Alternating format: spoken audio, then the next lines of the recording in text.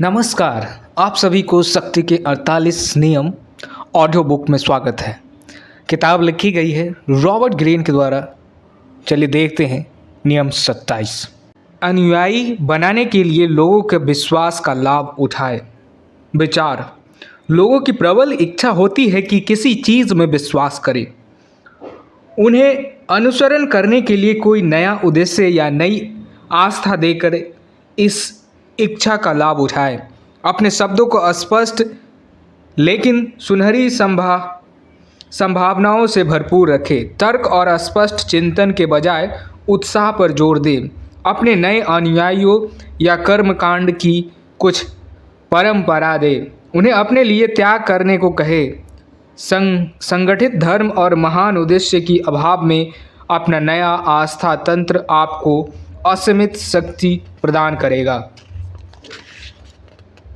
किसी नए धर्म का संपादक बनने के लिए इंसान को आम लोगों के मनोविज्ञान का अच्छा ज्ञान होना चाहिए, जो अब तक इस बात को नहीं पहचान पाए कि वे एक साथ जुड़ सकते हैं। फ्रेडरिक नीत्शे 1844 से 1900।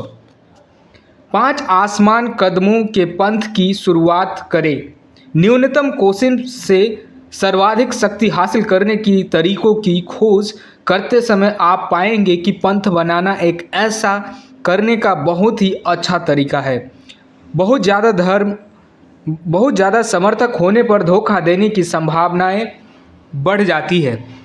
आपके समर्थक न सिर्फ आपको पूजा करेंगे बल्कि वे आपके दुश्मनों की आपकी रक्षा भी करेंगे और दूसरों को आपके समूह में शामिल होने के लिए प्रलोभन भी देंगे। इस तरह की शक्ति आपको एक अलग ही ऊंचाई तक उठा देती है।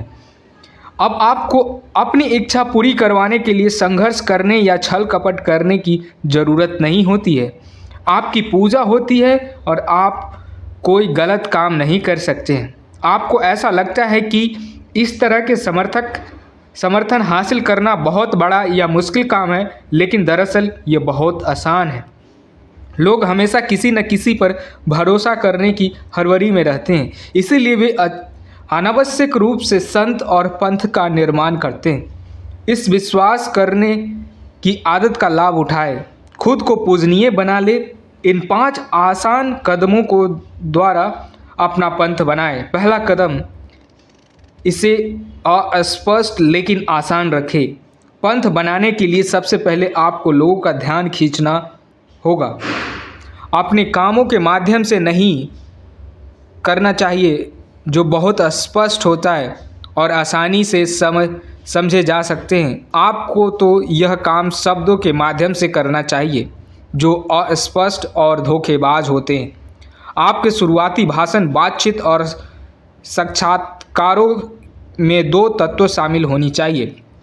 एक तरफ तो किसी महान व काया पलट करने वाली चीज़ का वादा और दूसरी तरफ थोड़ी सी अस्पष्टता।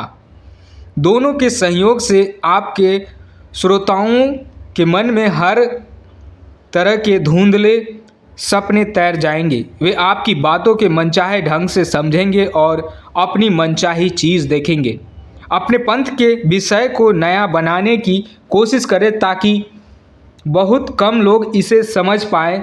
सही तरह से करने पर अस्पष्ट वादों, धुंधली लेकिन आकर्षण अवधारणाओं और प्रबल का उत्साह संयोग बहुत शक्तिशाली होता है। सही तरह से इसका इस्तेमाल करने पर आप लोगों के दिलों की जीत लेंगे और आपको चारों तरफ एक पंथ खड़ा हो जाएगा। मनुष्य इतने भोले होते हैं कि अपनी तत्काल ज़रूरतों में इतने डूबे रहते हैं कि धोखेबाज व्यक्ति को हमेशा ऐसे बहुत से लोग मिल जाएंगे जो धोखा खाने के लिए तैयार होते हैं। निकोलो मैकियावेली 1469 से 1527। दूसरा कदम, देखने वाली चीज़ों को बौद्धिक बातों से ज़्यादा महत्व दें। जब लोग आपके आसपास एकत्रित होने लगेंगे तो 2 खतरे सामने आएंगे, बोरियत और संदेह। बोरियत की वजह से लोग दूसरी जगह चले जाएंगे। संदेह की वजह से वे इस बारे में तार्किक ढंग से सोचने लगेंगे कि आप क्या दे रहे हैं।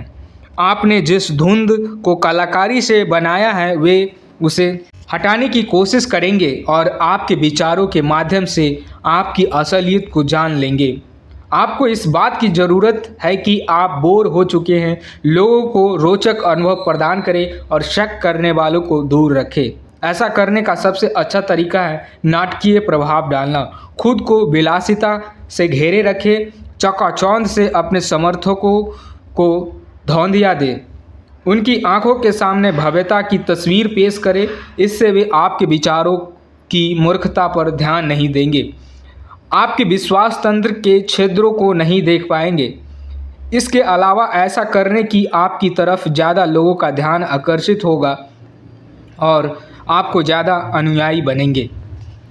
कपटी व्यक्ति के लिए यह फ़ायदेमंद है कि भोले लोगों की संख्या इतनी ज़्यादा है, इसी कारण उसके समर्थकों का समूह विशाल बनता है, जो उसकी सफलता की गारंटी दी है।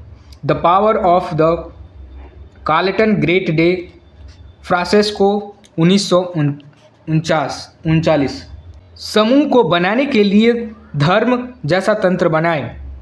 आपके अनुयायियों की संख्या बढ़ रही है, अब उन्हें संगठित करने का समय आ गया है। ऐसा तरीका खोजें जो आपको ऊपर ही उठाए और तसल्ली भी दे। धर्मों ने युगों युगों से लोगों की अनुयायी बनाया है और आज भी धर्मनिरपेक्ष युग में भी ऐसा कर रहे हैं।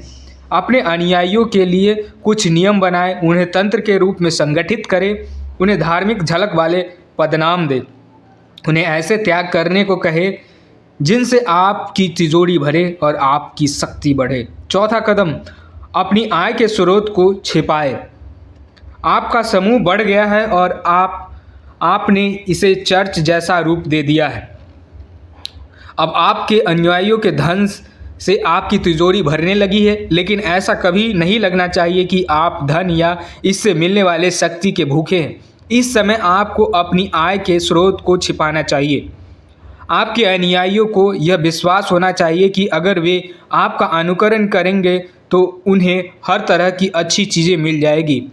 विलासिता से खुद को घेर कर आप अपने विश्वास के तंत्र के पुख्ता होने का जीता जागता सबूत बन जाएंगे। यह कभी उजागर न करे कि आपकी दौलत दरअसल आपके अनुयायियों की जेब से आती है। इसके बजाय ऐसा जताए जैसे आपके विश्वास तंत्र की शक्ति के कारण आप दौलतमंद बन रहे हैं। पांचवा कदम, हम बनाम वे का तंत्र स्थापित करें। समूह अब बड़ा गया है और समृद्ध हो रहा है। यह किसी चुंबक की तरह लोगों की आकर्षित कर रहा है, लेकिन अगर आप सावधान नहीं रहेंगे तो अकर्मण्यता हावी हो जाएगी और समय तथा बोरियत आपके समूह की चुंबकियों को खत्म कर देगी। अपने अनुयायियों को एकजुट रखने के लिए आपको अब वह करना चाहिए जो सभी धर्मों ने किया है। हम बनाम वे का तंत्र स्थापित करें। सबसे पहले तो यह सुनिश्चित कर ले कि आपके अनुयायियों को यह विश्वास हो कि वे साझे लक्ष्यों का एक सूत्र में बंधे हैं और एक विशिष्ट समूह का हिस्सा है। इस पर बंधन का मजबूत बनाने के लिए एक चालाक दुश्मन की ओर इशारा करें जो आपको बर्बाद करना चाहता है। अगर आपको कोई दुश्मन न हो तो दुश्मन ईजाद कर ले। आज यहीं पे नियम 27 समाप्त हुआ। आप ऐसे ही नियम को जीवन से जोड़ें और शक्तिशाली बने। लाइक करें और नए नियम के लिए चैनल को भी सब्सक्राइब करें। मिलते हैं फिर नए नियम के साथ।